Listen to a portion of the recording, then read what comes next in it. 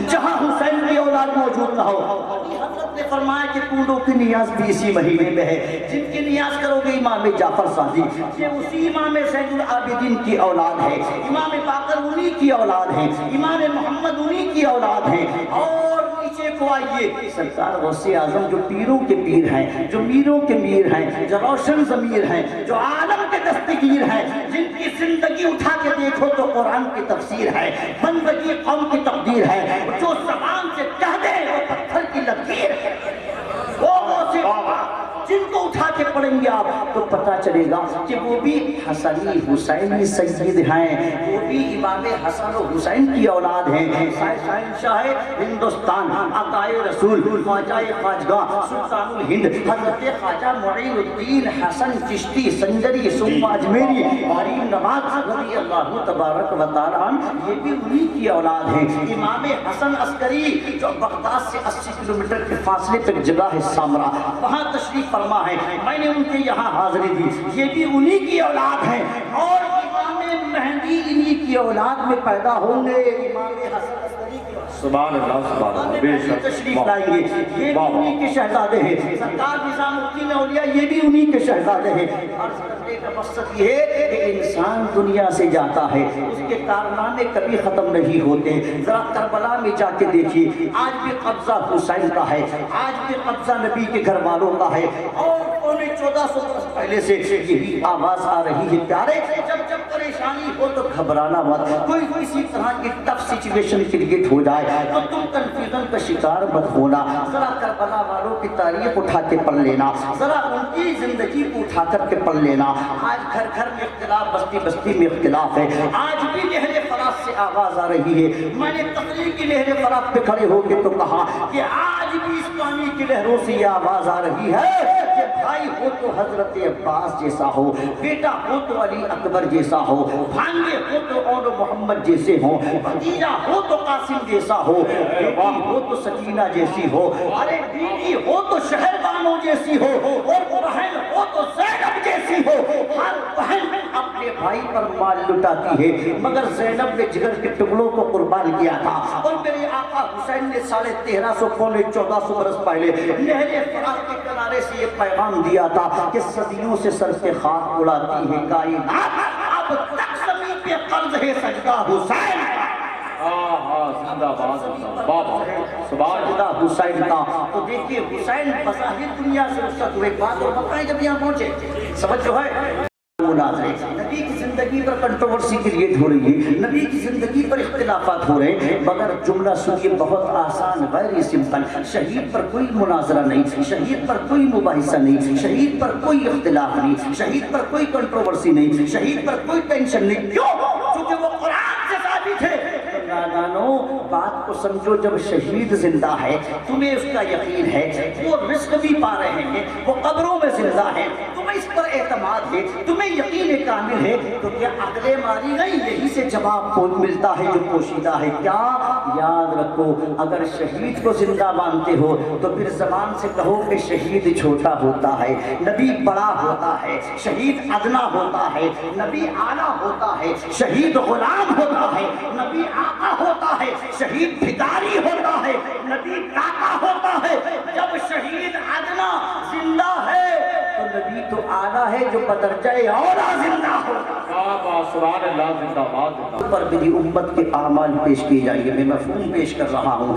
فرماتے ہیں اچھے عمل دیکھوں گا امت کے تو اللہ کی حمد و ثنا کروں گا، امت کو گناہوں میں ملوث دیکھوں گا، اپنی گناہگار امت کے لیے مغفرت کی دعا کروں گا۔ فیصلہ کر دو آج بھی آقا ہمارے لیے اپنے قبر انور سے ہماری مغفرت کی دعا فرما رہے ہیں، تو حضور کا یہ دعا کرنا ہماری مدد نہیں ہے تو اور کیا ہے؟ مدد ہے یا نہیں ہے؟ مدد ہے یہ۔ تو دیکھو امام پاک اگرچہ بظاہر دنیا سے رخصت ہو گئے مگر شہادت بولو آج بھی زندہ ہے۔ سرکار امام اعظم ابو حنیفہ جنہوں نے 9 لاکھ کے قریب مسائل قرآن و سنت سے نکالے، میں نے ان کے مزار شریف پہ تقریر کری اور میں نے کہا یہ وہ امام ہے سبحان اللہ کہ جس نے اپنی موت سے پہلے خود اپنی قبر کے قریب بیٹھ کر کے، یعنی جہاں ان کی قبر بنے گی اس مقام پر بیٹھ کر کے 7000 قرآن خود پڑھ دیے تھے۔ سبحان اللہ سبحان اللہ۔ امام اعظم ابو حنیفہ نے 7000 आन हजरत खुद पढ़ दिए थे उस मकाम पर बैठ करके जहाँ उनकी कब्र बनी है। इमाम तो दुनिया से रुखसत हो गए, मगर सुभान अल्लाह उनका इल्म आज भी जिंदा है। गौसे पाक बगदाद में तशरीफ फरमा है, गौसियत आज भी जिंदा है। मुईनुद्दीन को अजमेर की पहाड़ियों के दरमियान दफना दिया गया, मगर तबलीग व इशाअत आज भी जिंदा है। निजामुद्दीन दहली में आराम फरमा है, जमाल आज भी जिंदा है। अलाउद्दीन छोटे से गांव में तशरीफ रखते हैं, मगर जलाल आज भी जिंदा है। और इमाम अहमद रज़ा एक बरेली की छोटी सी पतली सी गली में तशरीफ फरमा है, मगर इश्क़ रसूल आज भी जिंदा है, सुबह क़यामत तक जिंदा है। वाह वाह सुभान अल्लाह, बहुत अच्छा। दूसरी बात यह है, हजरत मौलाना अरमान साहिब क़िबला की गुफ्तगू से जो गोशे निकल रहे थे जिन पर घंटों की गुफ्तगू हो सकती है, आपने एक जुमला ये बोला, कुरान सबसे अफजल। तवज्जो है, तवज्जो है। आपने बताया कि रातों में लैलतुल क़द्र अफजल, दिनों में जुमे का दिन अफजल, महीनों में रमजान का महीना अफजल, रातों में लैलतुल क़द्र अफजल, समझे शहरों में मक्कतुल मुकर्रमा अफजल है, और सहाबा में अबू कहाफा का बेटा अबू बकर सबसे अफजल है। और नीचे को आइए, सारे अहले बैत हमारे सर के ताज हैं, जो मकाम मौलाए कायनात का है वो किसी और का नहीं है। और नीचे को आए, पहाड़ों में असल में सफा मरवा अफजल है, पानियों में जमजम का पानी अफजल है, मगर प्यारे एक पानी और है जो जमजम से भी अफजल है। वाह वाह और है जो जमजम से भी अफजल है।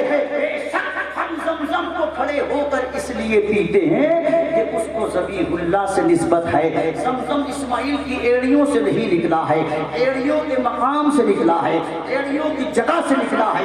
इस पानी का कनेक्शन चूंकि जन्नत से है। सुनिए, हम जमजम को दुनिया के किसी भी खित्ते में खड़े होकर इसलिए पीते हैं कि उसको ज़बीहुल्लाह से निस्बत है, और हम अपने आका पर खड़े होकर सलाम इसलिए पढ़ते हैं कि उसको हबीबुल्लाह से निस्बत है। सुभान अल्लाह। आप ऐसा कर ले, अगर ज़बीहुल्लाह के लिए खड़ा हुआ जाएगा तो हबीबुल्लाह के लिए तो बदरजाए औला खड़ा हुआ जाएगा। तो आपने फरमाया कि इस पानियों में ये अफजल है, ज़मीनों में हरम की ज़मीन अफजल है। अफजल न होती तो फाजिल बरेलवी क्यों फरमाते, हरम की ज़मीन और कदम रख के चलना, अरे सर का मौका है और जाने वाले, समझे, बहुत लंबी लिस्ट है ये। अब आपने फरमाया कुरान तमाम किताबों में अफजल। तवज्जो है, अफजल क्यों अफजल? तवज्जो, यहाँ उलमा की थोड़ी नजर करम चाहूंगा मैं। सुनिए, अगर कुरान अफजल है, हमारा भी ईमान, बोलिए कुरान अफजल है। मैं पूछना चाहता हूँ, तौरात शरीफ, इंजील, ज़बूर, ये भी तो अल्लाह का कलाम है। कलाम खुदा होने में सब बराबर, कुरान भी, तौरात भी, इंजील भी, ज़बूर। याद रखिए मसला, कलाम खुदा ऐसा नहीं हो सकता कि एक छोटा हो एक बड़ा, तौरात छोटी हो कुरान बड़ा हो। फिर हमारा अकीदा क्यों है कि कुरान सबसे अफजल है? तो कलामुल्लाह होने में सब बराबर, मगर प्यारे जितना सवाब, जो सवाब कुरान पढ़ने वालों को मिलता है उतना सवाब इंजील पढ़ने वालों को नहीं मिला। जितना सवाब कुरान पढ़ने वालों को मिलता है, आका फरमाते जब कुरान पढ़ने वाला कुरान पढ़ता है, अल्लाह एक फरिश्ता उसके होठों पर बिठा देता है। जैसे ही कुरान के अल्फाज निकलते हैं, वो फरिश्ता अपने मुंह में ले लिया करता है। अब जरा सुनिए, कुरान अफजल क्यों है? बिल्कुल सही फरमाया हजरत ने, कुरान अफजल है, मगर सुने, कलाम खुदा होने में सब बराबर है। तौरात पढ़ने वालों को वो सवाब न मिला, इंजील पढ़ने वालों को वो सवाब न मिला, ज़बूर पढ़ने वालों को उतना सवाब न मिला जितना कुरान पढ़ने वालों को मिलता है। क्यों? तवज्जो है, क्यों? कुरान अफजल किस माना कर है? तो सुनिए, कुरान अफजल इस माना कर है, और कुरान पढ़ने वालों को सवाब इसलिए ज्यादा मिलता है क्योंकि कुरान अल्लाह ने अपने महबूब पर नाजिल फरमाया है। तौरात कलीमुल्लाह पर नाजिल हुई और कुरान हबीबुल्लाह पर नाजिल। कलाम खुदा होने में सब बड़ा, उसका कलाम कभी छोटा नहीं होता, वो तो बस बड़ा है और बड़ा है। याद रखिए, आप बात समझ आ रही है? हाँ, तो आप इसको समझिए बात। पता ये चला कुरान افضل، کتنا افضل، کتنا افضل، کتنا افضل.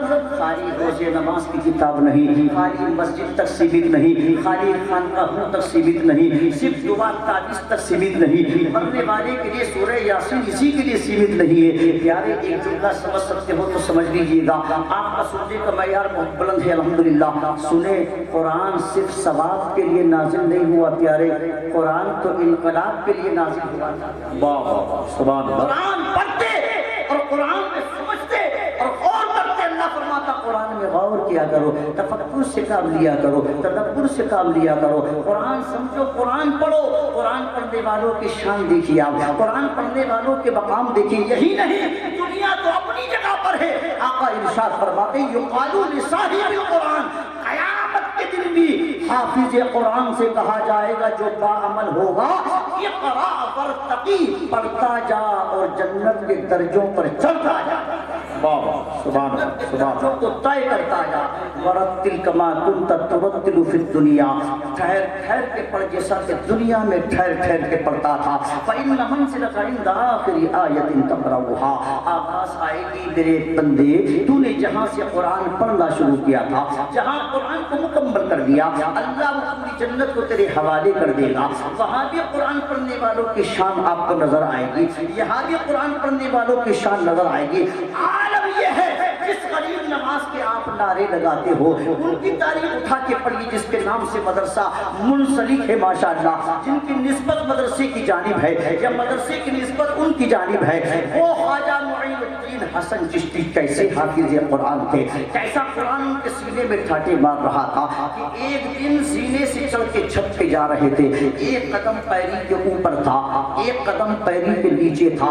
اچانک ایک لمحے کے لیے آپ کی توجہ اللہ و رسول کی طرف سے ہٹ گئی. فوراً خیال آیا حسن تو نے اپنی توجہ کو اپنی مولا کی طرف سے کیسے ہٹا دیا. یہاں تو عالم یہ ہے کہ کبھی کبھی آتی ہے توجہ، کسی کسی لمحہ پڑتی ہے توجہ. یہاں تو سچویشن یہ ہے کہ رمضان ہی میں ہم قرآن کو کھول کر کے دیکھتے ہیں. یہاں تو عالم یہ کہ 11 مہینے قرآن ہماری الماریوں کی زینت بنا رہتا ہے. ایک لمحے کے لیے سرکار خواجہ معین الدین چشتی کی توجہ ہٹی، آپ نے فوراً غور کیا. اس ایک لمحے کی بے توجہی کا کفارہ ادا کرنے کے لیے اسی سچویشن میں ایک قدم نیچے تھا، ایک قدم پیری کے اوپر تھا، اسی سچویشن میں پورا قرآن مکمل کر دیا. سبحان اللہ سبحان اللہ. بے شک ادا کرنے کے لیے یہ قرآن پڑھنے والے کی شان تھی. جبھی تو آپ نے مدرسے کا نام سرکار غریب نواز کے نام پر رکھا ہے، جو کہ ہندوستان میں کوئی آج کیسا بھی مسلمان اپنے آپ کو کہلائے، اگر 800 برس پہلے کی تاریخ اٹھا کے پڑھے گا تو اس کو پتا چلے گا کہ اگر مسلمان نام بھی آج رکھنے کا شرف ملا ہے تو یہ صدقہ ہے میرے غریب نواز کا. آج لوگ اعتراض کرتے ہیں اولیاء کرام پر، اور یہ طاقت کہاں سے ملی تھی میرے خواجہ کو؟ ہندوستان اپنی مرضی سے نہیں آئے تھے، سرکار نے مدینہ پاک سے بھیجا تھا. ہاتھ کی ہتھیلی پر خواب میں ہندوستان کا نقشہ دکھا دیا. ایک روایت کے مطابق آخری عمر کا حصہ تھا سرکار غوث اعظم کی. ایک روایت کے مطابق ان سے بھی ملاقات ہوئی تو میرے غوث نے فرمایا حسن جا تو رہے ہو ہندوستان، ذرا سہوں کے جانا سرحد ہند پر ایک شیر ببر بیٹھا ہوا ہے. ولی کی بات کو ولی پہچانتا ہے. کون تھا یہ شیر ببر؟ کس کی طرف انڈیکیشن کیا تھا میرے غوث نے؟ یہ شیر ببر کوئی اور نہیں، داتا گنج بخش علی حجویری تھے جو لاہور میں تشریف فرما ہے. ایک ہی جملے میں ان کا تعارف میں آپ کو کرا دوں. حضور غوث اعظم خود یہ فرماتے تھے اگر میں بھی ان کے زمانے میں ہوتا تو انہی کا مرید ہوتا. وہ داتا گنج بخش. اب یہاں سے اور یہ بتانا کیا چاہتا ہوں، واقعہ بتانا مقصود نہیں ہے. سرکار غوث اعظم نے 40 دن بیٹھ کر کے داتا صاحب کے قدموں میں چلا کیا. اب مجھے بتائیں سرکار غریب نواز سے زیادہ شریعت کو کون سمجھ سکتا ہے، سنویدھان کو کون سمجھ سکتا ہے، لا کو کون سمجھ سکتا ہے، حدیثوں کو کون سمجھ سکتا ہے، تفسیر کو کون سمجھ سکتا ہے، فقہ کو کون سمجھ سکتا ہے. آپ بھی تو امیر المومنین فی الحدیث تھے، مگر آپ اگر چاہتے تو لاہور کی جامع مسجد میں بیٹھ کر کے چلا کرتے، لاہور کی کسی خانقاہ میں بیٹھ کر کے چلا کرتے. مگر غریب نواز نے 800 برس پہلے چلا کیا تو لاہور کی کسی مسجد میں نہیں بلکہ حضور داتا گنج بخش کے قدموں میں بیٹھ کر کے چلا کیا. اور دنیا کو بتا دیا ایک شعر فارسی زبان میں آج بھی لکھا ہوا ہے کہ اے نادانو سمجھ لو جب یہاں بیٹھ کر کے کے معین الدین کو مل رہا ہے تو قیامت تک کسی اور کو کیوں نہیں ملے گا؟ تو اللہ والوں کی قبروں سے آج بھی ملتا ہے اور آج بھی مل رہا ہے اور انشاءاللہ ہمیشہ ملے گا۔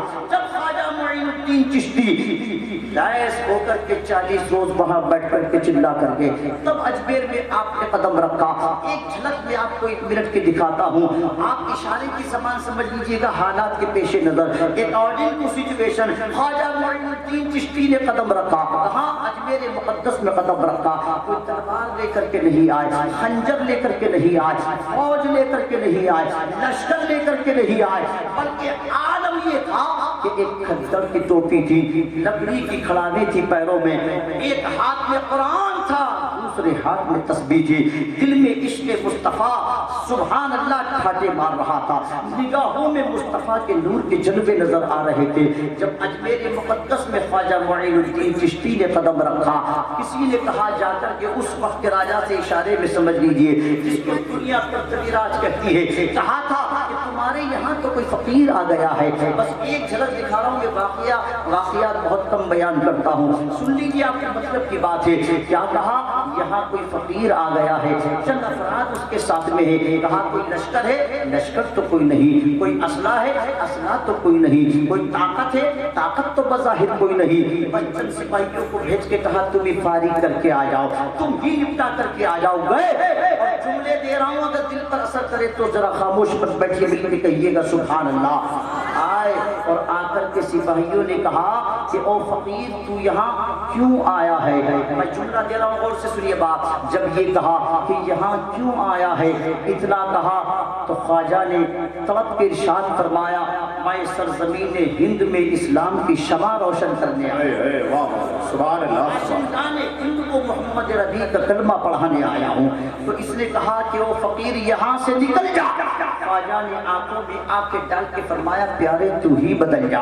کہنے لگا میرے پاس تو ساز و سامان ہے، خواجہ نے فرمایا میرے پاس دولت ایمان ہے، کہنے لگا میرے ساتھ تو ہاتھیوں کا لشکر ہے، خواجہ نے کہا میرے ساتھ اللہ اکبر ہے۔ اور جب اس مرد حق شناس پر اس کی طاقت و قوت غالب نہ آ سکی، کیونکہ حضرت نے جن کا نام لیا تھا سمجھے وہی اس دور میں عجیبان کہا جاتا تھا، وہی آئے مقابلے پر واقعہ بتانا مقصود نہیں۔ پھر خواجہ کی چوٹیوں نے وہ تبلیغ کری کہ قیامت تک کوئی مبلغ ایسی تبلیغ کر کے بتا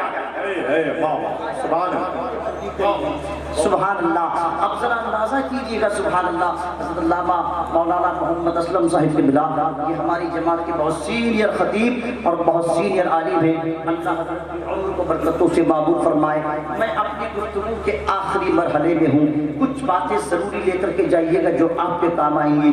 سنیے، خواجہ نے فرمایا کہ میں یہاں اسلام کی شمع روشن کرنے آیا ہوں، اور پھر جب بلایا تو آپ نے وہ کارنامہ انجام دیا، دنیا آج بھی اس کو یاد رکھتی ہے، قیامت تک یاد رکھے گی۔ رات کی تاریکی میں چراغ کی روشنی میں مسجد کی تعمیر ہونے لگی، پھر خبر ملی کہ اس فقیر کے مرید تو مسجد بھی تعمیر کر رہے ہیں، کہا تیل دینا بند کر دو۔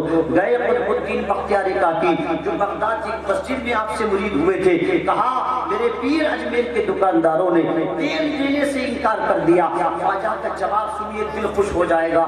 میرے خواجہ نے فرمایا گھبراؤ مت، میں اس نبی کا امتی ہوں جو رات کی تاریکیوں میں مسکرا دیا کرتا تھا تو حضرت عائشہ کی گمشدہ سوئی مل جایا سبحان اللہ، سبحان اللہ، بے شک جو رات کے تاریکی میں، رات کے اندھیرے میں اگر مسکراتے تھے تو حضرت عائشہ کی چھوٹی سی چیز ہوتی ہے سوئی، وہ بھی مل جاتی تھی۔ کہا گھبراؤ مت، کہا پھر کیا کریں؟ خواجہ نے فرمایا ایسا کرنا، جب رات کو ہم عشاء کا وضو کریں تو لوٹے میں پانی وضو کا بڑھا دینا۔ اسی پر عمل کیا گیا، پانی بڑھا دیا گیا، آپ وضو سے فارغ ہوئے، پانی کو چھوڑ دیا۔ خواجہ نے فرمایا جتنے چراغ ہیں آج تیل نہیں، میرے وضو کا پانی ڈال دو، انشاءاللہ روشن ہو جائے۔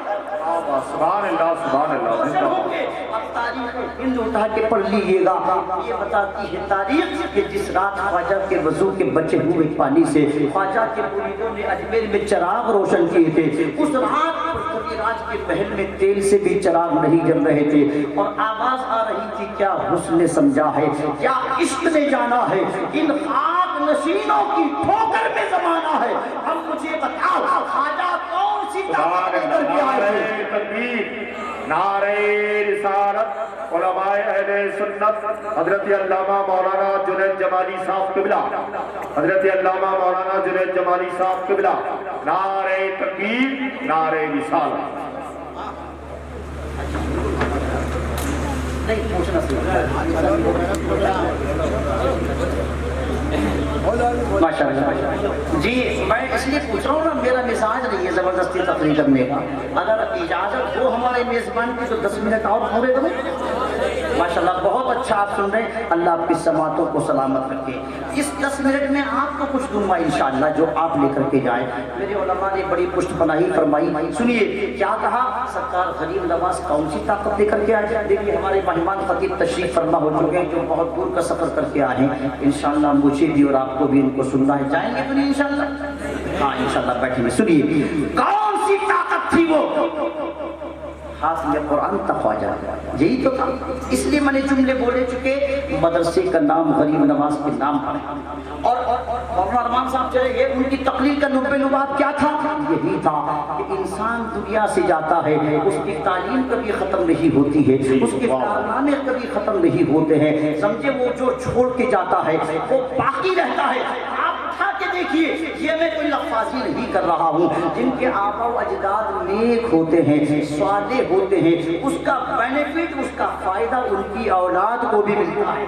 अरे मोहम्मद उमर साहब सुनिए, कुरान में अब्दुल रहमान साहब, ये माशाअल्लाह बड़े मजबूत हाफिज कुरान पढ़े। अल्लाह पाक ने फरमाया, अभी 4 रोज पहले हुजूर अज़मिया के साथ था राजस्थान में एक जगह, वहाँ पर ये जहन बन गया। बात ये कि लोग कहते हैं अब क्या रखा बरेली में, अब क्या रखा। अबे बरेली में क्या रखा, तेरे पास वो निगाह ही नहीं है जो तुझे बरेली का सरमाया नजर आए।